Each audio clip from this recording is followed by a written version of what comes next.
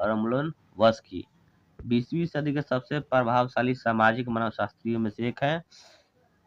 उन्हें आधुनिक मानव शास्त्र के संस्थापक पिताओं में से एक माना जाता है, विशेष रूप से उनके क्षेत्रीय कार्य के क्रांतिकारी तरीके और प्रकारवाद के सिद्धांत के लिए। ठीक है, तो मुलनवस्की 20वीं सदी के सबसे प्रभावशाली सामाजिक मानवशास्त्रियों में से एक है। उन्हें आधुनिक मानव शास्त्र के संस्थापक पिताओं में से एक माना जाता है, विशेष रूप से किस कार्य में? क्षेत्रीय कार्य में उनके और क्षेत्रीय कार्य के क्रांतिकारी तरीके और प्रकारवाद के सिद्धांत के लिए। आइए हम लोग देखते हैं मुलनवस्की के जीवन परिचय के बारे में।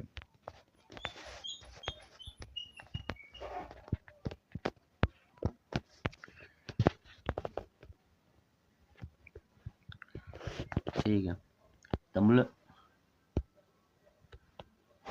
मुलनवस्की जीवन परिचय। इनका जन्म 7 अप्रैल 1884 को क्राको, पोलैंड, तब ऑस्ट्रिया हंगरी का हिस्सा था।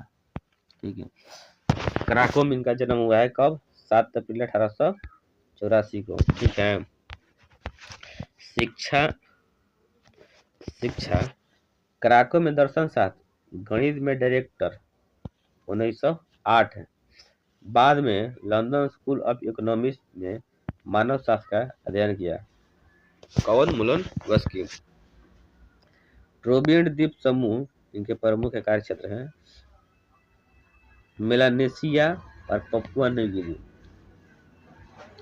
मुलनवस्की कौन कौन से है? ट्रोबियन द्वीप समूह, मेलानेशिया, पपुआ न्यू गिनी। ठीक है,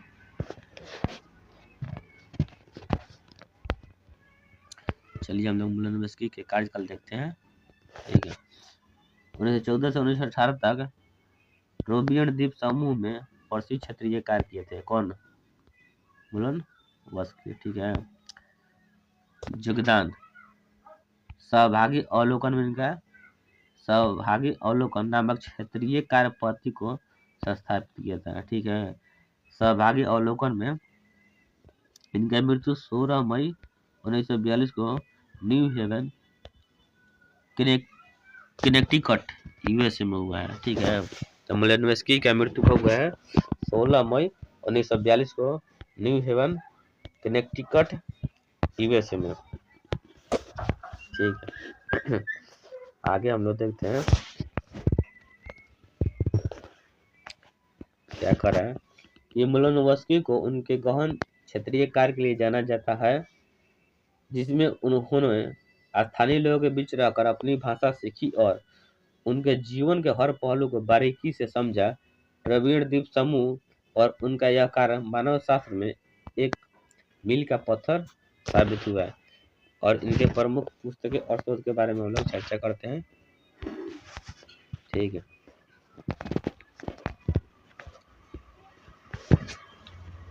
मुलनवस्की का अधिकांश शोध कार्य ट्रोबियन द्वीप समूह के अनुभव पर आधारित है। उनकी प्रमुख पुस्तकें निम्नलिखित हैं। पुस्तक नाम है आर्गोनॉट्स, क्या जा गया यार, चलिए, आर्गोनॉट्स ऑफ द वेस्टर्न पैसिफिक 1922 में इनकी बुक आई थी। ठीक है, इनकी सबसे महत्वपूर्ण कृति है। इसमें कुला विनिमय की जटिल विनिमय प्रणाली का विस्तृत वर्णन किया गया है, जिसने सिद्ध किया कि आदिम अर्थव्यवस्था भी तर्क संगत और संगठित होती है। देखिए, कुला विनिमय है ना, कुला रिंग, इसके बारे में मुलनवस्की ने बताया कि जटिल विनिमय प्रणाली का विस्तृत वर्णन किया गया है, जिसने सिद्ध किया कि आदिम अर्थव्यवस्थाएं भी तर्क संगत और संगठित होती है कुला विनिमय के माध्यम से। और ये बुक कौन दी थी? Argonauts of the western Pacific 1922 में आई थी।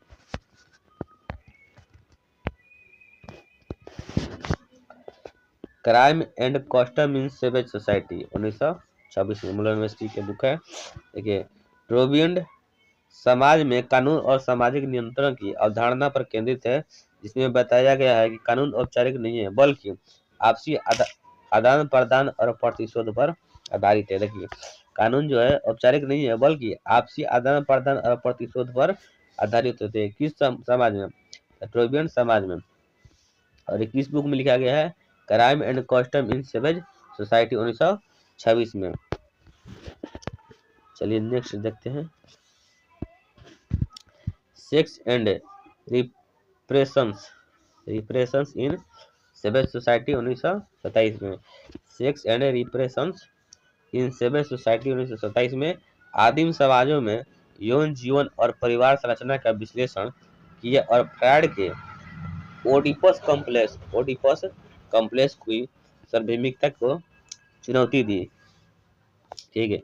The sexual life of savage in north western Melanesia 1929 में। ट्रोबियन द्वीपवासियों को यौन जीवन, विवाह और निर्धारित संबंधों पर विस्तृत अध्ययन है। इस बुक में the sexual life of savage in north western Melanesia. देखिए, coral gardens and their magic 1935 में। Coral gardens and their magic 1935 में। इस पुस्तक में कृषि पद्धतियों जैसे कि बागवानी, जादू, धर्म के बीच संबंध का विश्लेषण किया गया है। किसमें? Coral gardens and their magic, जो कि 1935 में इस पुस्तक के माध्यम से कृषि पद्धतियों जैसे कि बागवानी, जादू और धर्म के बीच संबंध के विश्लेषण किया गया है। Magic science and religion and other issues 1948 में इनके मरणोपरांत लिखाया गया है या प्रकाशित हुआ है। ठीक है। जादू, विज्ञान, धर्म के बीच अंतर और उनके प्रकारों की व्याख्या है। ठीक है। ये जो बुक है magic science and religion and other issues 1948 में जादू, विज्ञान और धर्म के बीच अंतर और उनके प्रकारों की व्याख्या करता है।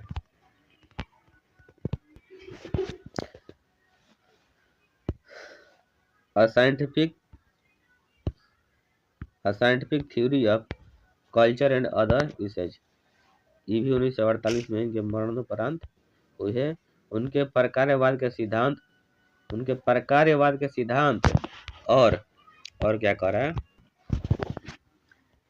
और आवश्यकताओं के सिद्धांत का व्यवस्थित प्रस्तुतिकरण है। ठीक है। चलिए, म्लानोव्स्की के प्रमुख अवधारणा और सिद्धांत। म्लानोव्स्की को मुख्य रूप से उनके सांस्कृतिक प्रकारवाद और क्षेत्रीय कार्य पद्धति के लिए जाना जाता है।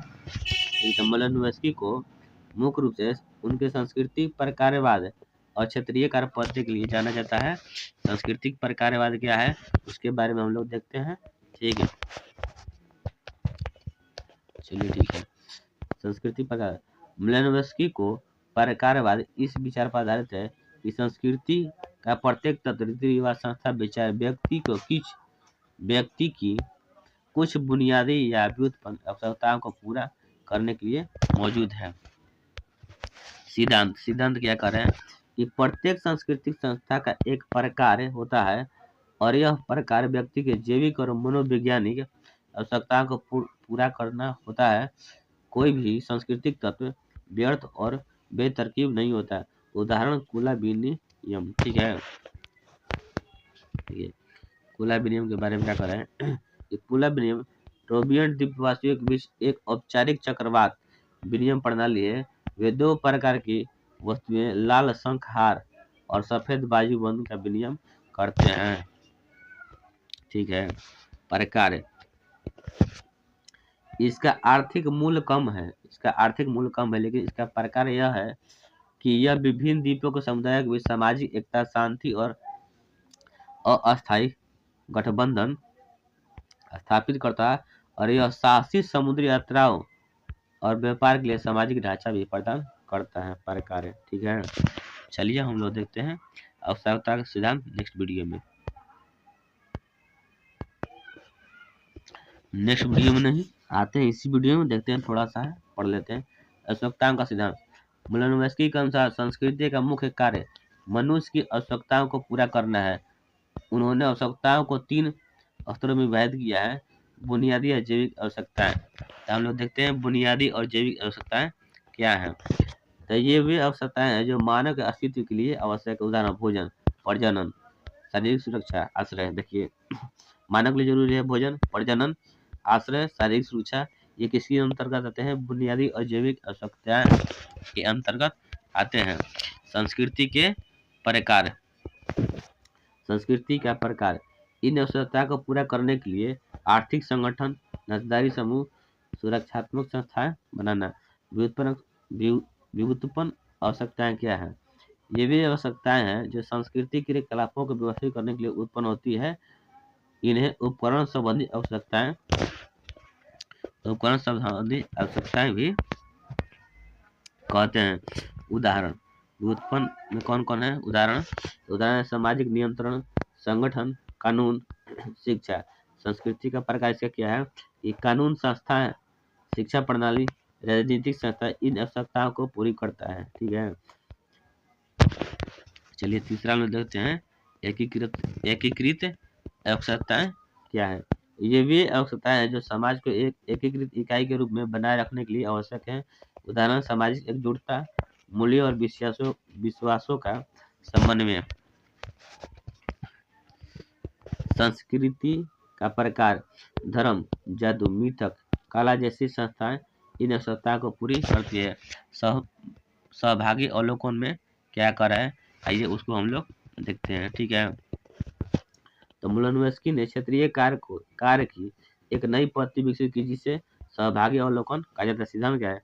मानव शास्त्री को जिस समाज का अध्ययन करना है उसे उसी समाज के लोगों के बीच लंबे समय तक रहना चाहिए, उनकी भाषा सीखनी चाहिए और उनके दैनिक जीवन में भाग लेना चाहिए। ठीक है, तब मानव शास्त्री को जिस समाज का अध्ययन करना है उसे उसी समाज में लोगों के बीच लंबे समय तक रहना चाहिए, उनकी भाषा सीखनी चाहिए और उनके दैनिक जीवन में भाग लेना चाहिए। क्या कहता है? सहभागी अवलोकन का सिद्धांत कहता है। उद्देश्य इसका क्या है? तो मूल निवासियों के दृष्टिकोण को समझना मेन उद्देश्य है। उनके आंतरिक विचारों, भावनाओं और सामाजिक मानदंडों को समझना ही इसका उद्देश्य है। किसका? सहभागी अवलोकन का। उदाहरण क्या कर रहा है? तो उदाहरण हम लोग देख लेते हैं। उदाहरण मुलानुवस्की ट्रोवियंड द्वीप समूह में एक तंबू लगाकर रहा। उन्हें ग्रामीणों के साथ शिकार किया, मछली पकड़ी, बागवानी की और उनके धार्मिक अनुष्ठानों को देखा, जिससे उन्हें उनके जीवन की छोटी छोटी अविश्वसनीय चीजें को समझने में मदद मिली। जादू, विज्ञान और धर्म के बारे में मुलानुवस्की क्या कहते हैं, आइए हम लोग उसको देखते हैं। ठीक है, जादू, विज्ञान, धर्म। मुलानुवस्की ने इन 3 प्रकारों को अलग अलग समझाया। विज्ञान क्या है? यह विज्ञान देखिए क्या है? यह अनुभव और तर्क पर आधारित है जिसका उपयोग मनुष्य निश्चित कार्य जैसे बागवानी के लिए मिट्टी की उर्वरता का ज्ञान करना, ये क्या है? विज्ञान है। ठीक है, मुलानुवस्की के अनुसार क्या है कि मनुष्य मिश्रित कार्यों जैसे कि बागवानी के लिए मिट्टी की उर्वरता का ज्ञान, ये क्या है? विज्ञान है, अनुभव और तर्क पर आधारित है। चलिए हम लोग देखते हैं जादू के बारे में मुलानुवस्की ने क्या कहा है। तो जादू यह तब प्रयोग होता है जब मनुष्य अनिश्चितता का सामना करते हैं और उन्हें अपने कौशलों से परे किसी अतिरिक्त नियंत्रण की आवश्यकता होती है। उदाहरण ट्रेवियन मछुआरे शांत और सुरक्षित पानी में मछली पकड़ने के लिए वैज्ञानिक नाव और जाल का ज्ञान का उपयोग करते हैं। ठीक है, तो यहाँ विज्ञान नाव और जाल का ज्ञान को भी इन्होंने विज्ञान का उपयोग करते हैं। किस लिए? जादू के लिए। लेकिन खतरा खुले समुद्र में जाने से पहले वे जादू का सहारा लेते हैं ताकि खतरा कम हो सके। देखिए नाव और जाल को ये लेकर जाते हैं तो बोल रहे हैं कि खतरनाक खुले समुद्र में जाने से पहले वे जादू का सहारा लेते हैं ताकि खतरा कम हो सके। धर्म के बारे में मुलानुवस्की ने क्या कहा है? धर्म के बारे में मुलानुवस्की ने क्या कहा है, तो देखिए हम लोग देखते हैं धर्म के बारे में। धर्म यह उन अंतिम मौलिक समस्याओं से संबंधित है जिन पर मानव का कोई नियंत्रण नहीं है, जैसे कि मृत्यु। यह मनुष्य को शांति और मानसिक सुरक्षा प्रदान करता है, वही धर्म है। ठीक है, यह उन अंतिम मौलिक समस्याओं से संबंधित है जिन पर मानव का कोई नियंत्रण नहीं है, जैसे कि मृत्यु। यह मनुष्य को शांति और मानसिक सुरक्षा प्रदान करता है।